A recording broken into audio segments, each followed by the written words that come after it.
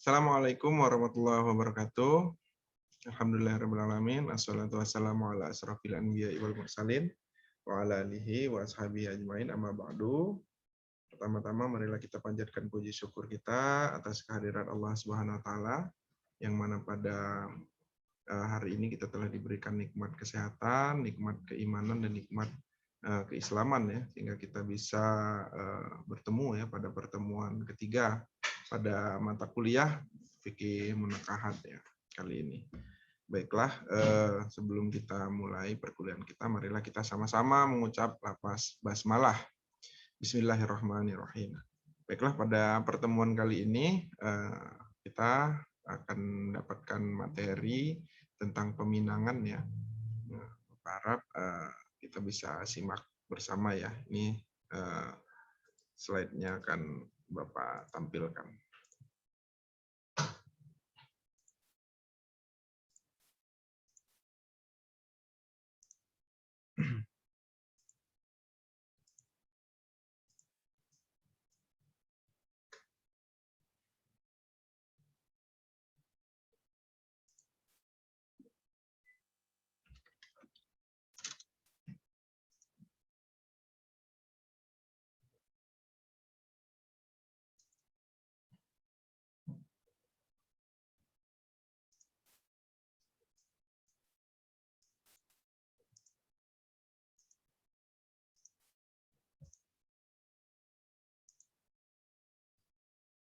Baik,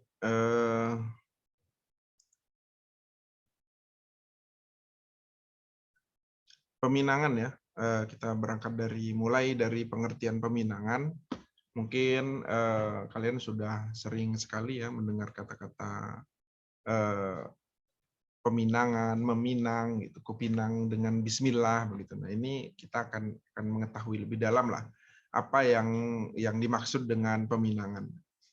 Peminangan itu adalah permintaan seorang laki-laki kepada anak perempuan yang bukan muhrimnya atau perempuan yang ada di bawah kekuasaan walinya untuk dikawini sebagai pendahuluan kawin. Jadi sebelum kita menikah, sebelum kita kawin, kita mempunyai adat ya atau tradisi atau sesuatu yang harus kita lakukan, yaitu yang pertama yaitu dengan meminangnya. Sebelum menikah kita pinang dulu, diikat dulu seperti itu. Nah, kalau memang ada pertanyaan, Pak, ternyata kalau di Sumatera Sumatera Barat ya itu ada perempuan yang meminang. Nah, itu setiap daerah punya adat dan tradisinya masing-masing dan punya alasan sosiologis, historis maupun filosofisnya masing-masing. Tapi secara umum yang dimaksud dengan peminangan adalah permintaan seorang laki-laki kepada perempuan yang bukan muhrim ya,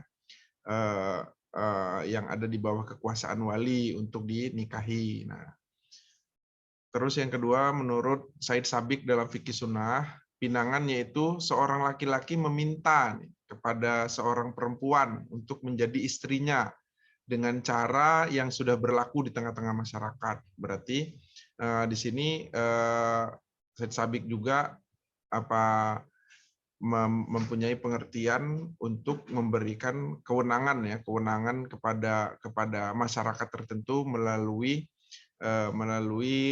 adat kebiasaan di masyarakat tersebut. Tapi pada intinya juga tetap disebutkan bahwa peminangan itu adalah permintaan seorang laki-laki pada perempuan untuk menjadi istrinya. Nah, maukah kau menjadi istriku? Nah, itu salah satu peminangan begitu ya.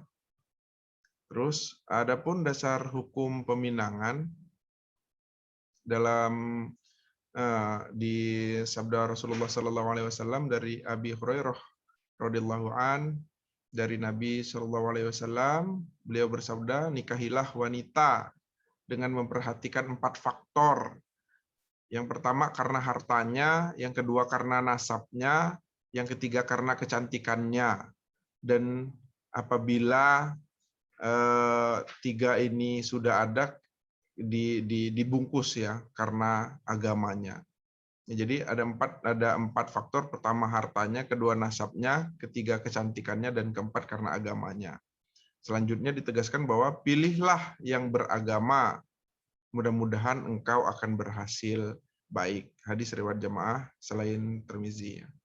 Nah ini Rasulullah SAW juga sudah bersabda ya, sudah memberikan hujah ya, memberikan hukum kepada kita bahwa kita dianjurkan untuk menikahi perempuan karena empat faktor ini ya. Tapi yang paling utama adalah faktor pilihlah yang beragama atau faktor agamanya begitu. Umar bin Khattab radhiyallahu an berkata, sesungguhnya kamu adalah lemah.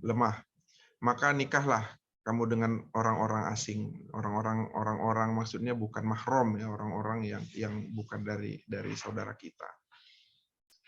Terus syarat peminangan, yang pertama tidak didahului oleh pinangan laki-laki lain. Jadi kalau ada perempuan yang sudah dipinang sama orang lain, ya kita jangan meminang orang yang telah dipinang.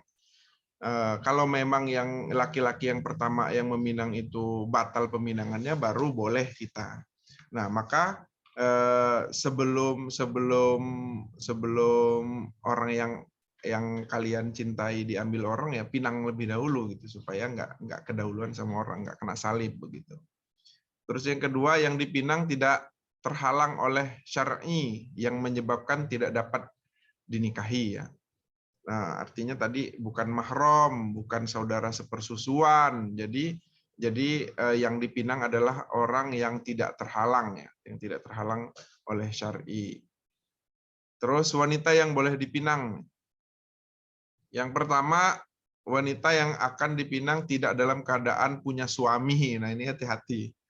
Malah ada orang yang sudah punya suami, kita pinang, itu nggak boleh ya. Jadi yang dipinang itu tidak dalam keadaan punya suami. Terus yang kedua, bukan wanita atau perempuan yang haram dinikahi untuk waktu tertentu atau selamanya. Jadi yang haram dinikahi waktu tertentu seperti perempuan yang masih dalam masa iddah ya, masih baru bercerai, belum 3 kali suci, itu belum boleh untuk dinikahi. Jadi sabar dulu begitu. Atau yang memang tidak bisa kita nikahi selamanya, seperti mahram kita, saudara kita dari garis keturunan laki-laki ya, saudara sepersusuan, ibu-ibu kita. Nah, jadi ini yang bukan diharamkan untuk dinikahi ya. Terus tidak dalam keadaan iddah. Tadi sudah Bapak jelaskan apa itu iddah, bahwa kalau bercerai, baik itu bercerai hidup maupun bercerai mati, itu perempuan ada masa iddahnya 3 kali suci. Jadi tidak dalam keadaan iddah ya. Terus hikmah peminangan. Pinangan adalah tindakan yang cukup positif. Karena ada maksud baik dari pihak laki-laki untuk melangsungkan perkenalannya ke jenjang selanjutnya. Satu, adanya tanggung jawab dari pihak pelamar. Terus yang kedua, dapat lebih banyak mengenal kepribadian dan juga keadaan kedua belah pihak. Terus yang ketiga, memberikan ketenangan di antara mereka. Jadi nggak galau lagi, takut diambil orang, takut pergi. Nah, ini mengukuhkan lah, menguatkan gitu ya. Jadi peminangan itu beda dengan pacaran.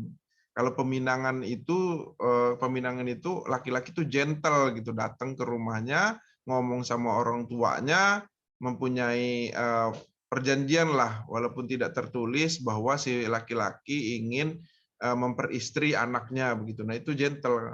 Jadi kalau di Islam itu yang dianjurkan peminangan ya.